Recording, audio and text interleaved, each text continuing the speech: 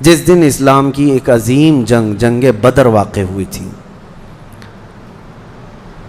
مجھے احباب سے یہ گزارش ہوئی، یہ خواہش ظاہر کی گئی کہ آج اصحاب بدر کے متعلق پھر سے میں یہاں پر ذکر کروں اور ان کے ناموں کی انشاءاللہ آج تلاوت بھی کروں۔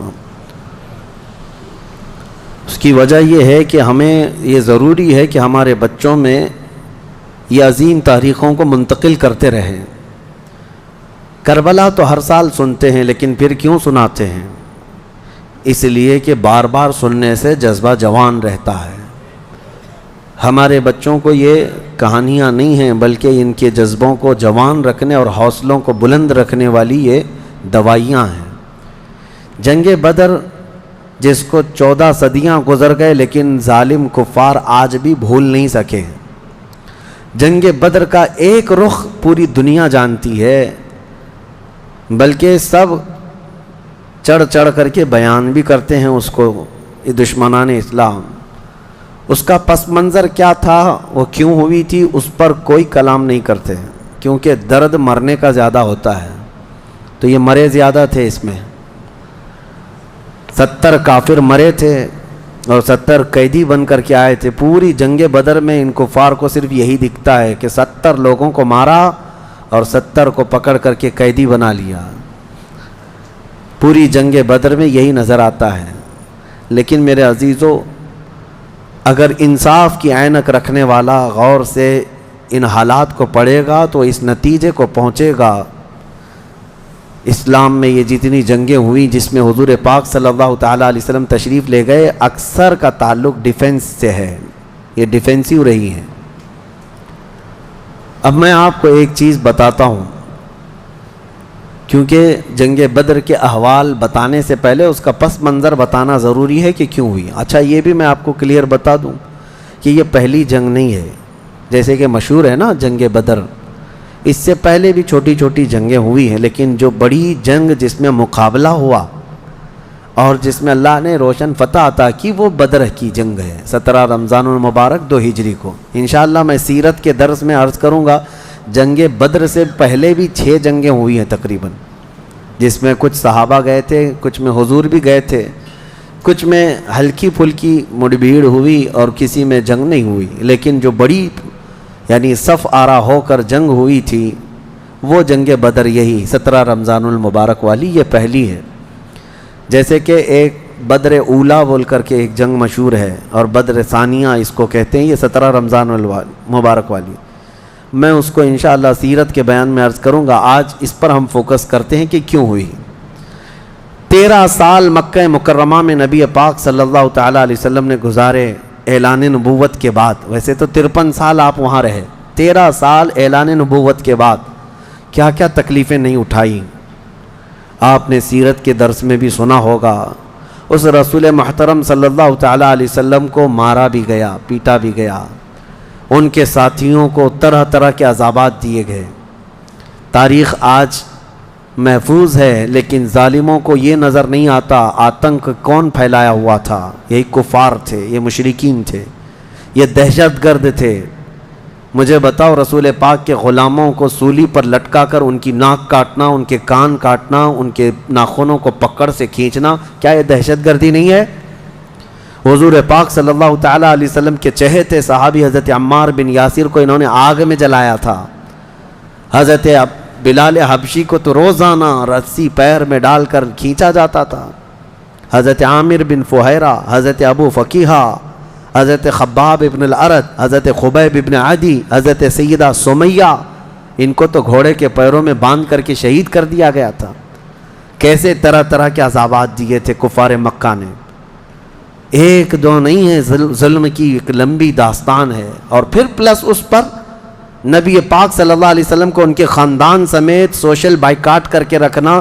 حضور نے 3 سال تک 2 پہاڑیوں کے بیچ کے درے میں گزارے ہیں، اور ایسے کہ پورے مکہ والے پہرا لگا کر بیٹھتے تھے 24 گھنٹے تک نگرانی کہ کوئی جا نہ پائے حضور تک، ان کے خاندان تک۔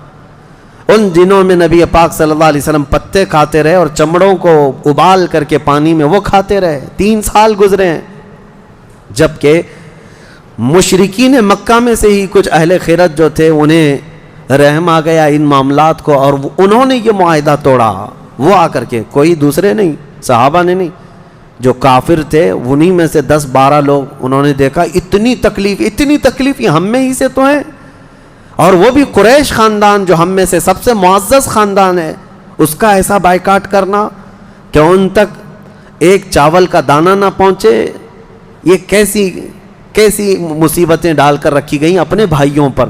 مشرکین نے خود یہ توڑا تھا معاہدہ، اور پھر ان کو ہر طرح کے سہولیات مہیا کر دی تھی حضور کے خاندان کو۔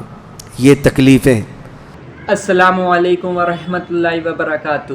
میرے پیارے اسلامی بھائیوں اور بہنوں، آج ہم ذکر کرنے جا رہے ہیں اس غزوہ کا جس نے اسلام کا پرچم بلند کیا ہے، غزوہ بدر۔ یہ وہ میدان تھا جہاں 313 مومن تھے اور سامنے تھے 1000 کافر۔ ظاہر ہے تعداد میں کمی تھی، ہتھیار کم تھے، لیکن دل میں تھا صرف اللہ اور رسول صلی اللہ تعالی علیہ وسلم کا یقین۔ رسول اللہ صلی اللہ تعالی علیہ وسلم نے اپنے ہاتھ اٹھائے اور عرض کیا، یا اللہ اگر یہ لوگ مار دیے گئے تو پھر تیرے دین کون اٹھائے گا؟ سبحان اللہ۔ اس دعا کے بعد فرشتوں کا نزول ہوا۔ قرآن کہتی ہے انی ممدکم بألف من الملائکۃ مردفین، یعنی میں تمہاری مدد 1000 فرشتوں سے کروں گا۔ اور پھر کیا ہوا؟ ایک مومن نے 3 مشرکین کو گرایا۔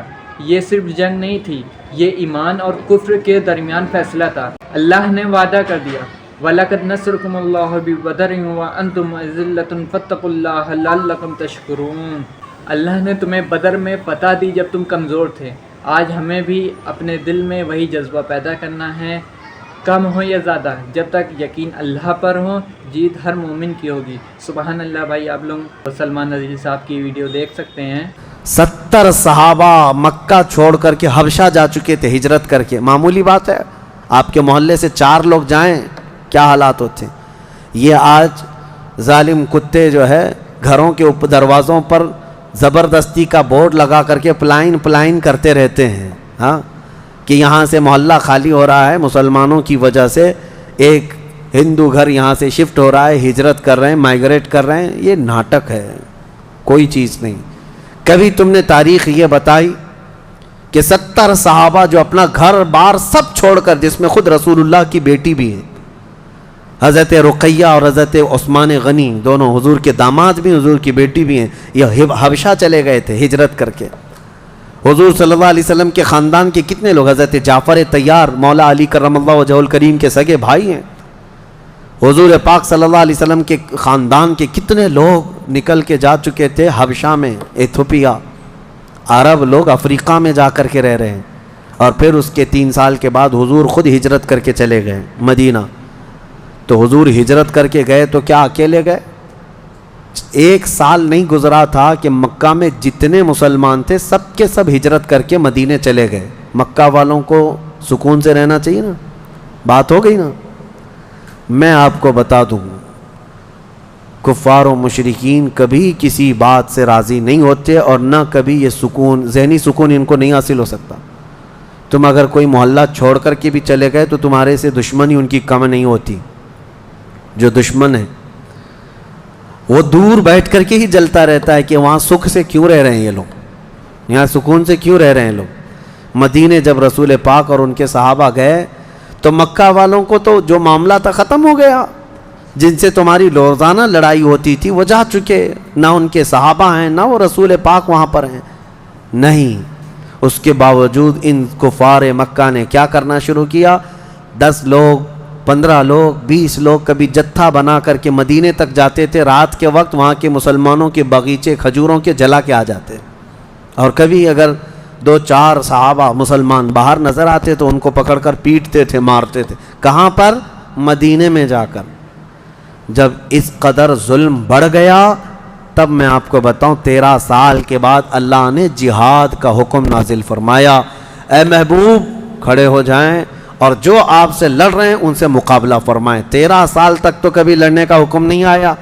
مدینہ طیبہ میں جانے کے بعد جب مسلمانوں کی اپنی ریاست بن گئی، وہاں اپنی ایک حکومت اسٹیبلش ہو رہی ہے، تب یہ جا کر کے اگر اس کے اندر دسیسہ کاری کریں، پیوند کاری کی بجائے وہاں جا کر کے شب خون ماریں رات کے وقت تو پھر اللہ تعالیٰ کا حکم نہیں آئے گا؟ میں اس کو اس سے قبل ایک مثال سے پوچھا تھا آپ کو. یہ کہتے ہیں نا، آج بھی ہم نے 22ویں پارے میں ایک آیت پڑھی ہے، ملعونین اینما ثقفوا اخذوا وقتلوا تقتیلا. اس کو وہ 26 آیتوں میں گناتے ہیں جس کو یہ لوگ کہتے ہیں آتنک کا بڑھاوا دیتی. اللہ نے فرمایا لعنت کیے ہوئے لوگ ہیں یہ سب، جہاں پائے جائیں پکڑے جائیں اور ٹکڑے ٹکڑے کر کے مارے جائیں. یہ آیت ہے، اور یہ کہتے ہیں کہ یہ دیکھو آتنک کو بڑھاوا دیتی، یہی دیکھ کر کے مسلمان کاٹتے ہیں سب کو.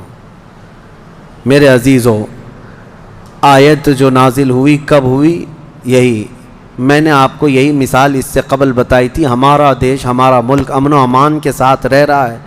4 لوگ بھی اگر دشمن ملک کے ہمارے ملک میں داخل ہو جائیں تو ہائی اتھارٹی کیا حکم دے گی؟ سپریم کورٹ ہو یا وزارت داخلہ، ہوم منسٹری ہو یا کوئی بھی ڈپارٹمنٹ کے لوگ کیا حکم دیں گے؟ یہ 4 دشمن جہاں پائے جائیں ان کو پکڑو اور مار دو. پولیس کو تو آن دا اسپاٹ شوٹ کرنے کا حکم ہوگا، انکاؤنٹر کر دیں ان کا. کیوں؟ ہمارے ملک کا نقصان کر سکتے ہیں. یہی بات تھی مدینے میں جا کر کے جب مکہ کے کفار نقصان کر رہے تھے، صحابہ کو مار رہے تھے، حکم آیا کہ اب ان کے ساتھ نرمی نہیں، اب ان کے ساتھ لڑو اور اپنی جان کی حفاظت کرو. آج ہر ملک اتنا ڈیفنس کا اختیار رکھتا ضرور ہے. جاؤ گھس کر کے دکھاؤ کسی ملک میں، بغیر ویزے کے جائیں گے تو پکڑ کر کے مار ڈالیں گے. بارڈر کراس کرو تو شوٹ کر دیں گے، جبکہ چوری کرنے کی نیت نہ ہو تب بھی. لیکن اسلام جو مارنے آ رہے تھے ان کو مارنے کا حکم دیا. اب سنو بدر کیوں ہوئی تھی. مسئلہ یہ تھا، دوسری ہجری تھی، مکہ مکرمہ میں قافلہ تجارت کا قافلہ ملک شام جا رہا تھا. اچھا، اب شام کا جو لوکیشن ہے وہ مدینے کے پاس سے ہو کر گزرتا ہے. راستہ ایک شاہراہ ہے، یعنی جس کو کہتے ہیں ہائی وے، سب سے بڑا انٹرنیشنل ہائی وے اس زمانے کا، وہ مدینے کے پاس سے گزرتا تھا. تو ملک شام تجارت کے لیے جو جانے والے ہوتے تھے مکہ سے، وہ اسی راستے سے جاتے، مدینے کے پاس سے قریب سے گزرتا. قریب کا مطلب بہت قریب بھی نہیں. تو نبی پاک صلی اللہ علیہ وسلم نے فرمایا جب تک ہمارا مکہ والوں سے امن کا ایگریمنٹ نہ ہو جائے، معاہدہ نہ ہو جائے، ہم ان کا ہر راستہ بھی روکیں گے. ہم ان کا راستہ بھی روکیں گے. ہوتا ہے یا نہیں؟ اگر آپ کا کسی دوسرے سے جھگڑا ہو جائے تو آپ آس پاس کے راستے بھی بلاک کر دیں گے کہ دشمن ادھر کے راستوں کو بھی استعمال نہ کرے. یہی معاملہ تھا. تو دوستو آج ہم بھی دعا کریں، یا اللہ ہمیں بھی بدر والوں جیسا ایمان عطا فرمائے اور ہمیشہ حق کے لیے کھڑا رہنے کی توفیق دے. آمین. دوستو اگر آپ کو یہ بیان پسند آیا ہو تو ویڈیو کو لائک کریں، چینل کو سبسکرائب کریں اور اس پیغام کو زیادہ سے زیادہ شیئر کریں. امید کرتے ہیں آپ لوگوں کو ویڈیو پسند آئی ہوگی. اگر ویڈیو پسند آئی ہو تو ایک لائک تو کر دیں اور کمنٹ میں آمین لکھ دیں. چلتے ہیں اگلی ویڈیو میں آپ سے ملاقات ہوگی. تب تک کے لیے السلام علیکم ورحمۃ اللہ وبرکاتہ.